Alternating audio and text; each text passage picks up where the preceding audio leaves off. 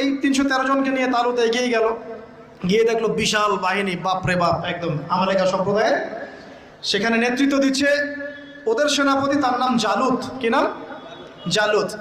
এবং এই জালুতের বাহিনী দেখে মুসলিম বাহিনী বলছে যে লা তাকাতা লানা বিজালুতি ওয়া জুনুদি, এই জালুতের বাহিনীর সাথে পেরে ওঠার ক্ষমতা তো আমাদের এখন হবে না।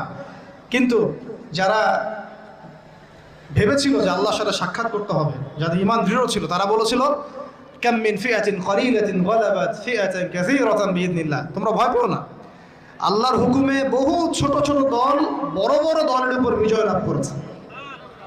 এটা তারা বলে একটা দোয়া করলো, এই দোয়াটাও শিখে নেবেন। তারা একটা দোয়া করলো, তারা বলল রব্বানা আফরিগ আলাইনা সবরান ওয়া সাব্বিত আকদামানা ওয়ানসুরনা আলাল কওমিল কাফিরিন। আর আল্লাহ পাক বলেন ফাহাজামু বিইذনিল্লাহ, আল্লাহ পাকের হুকুমে তারা এই মাত্র 313 জন নিয়েই জালুতের বিশাল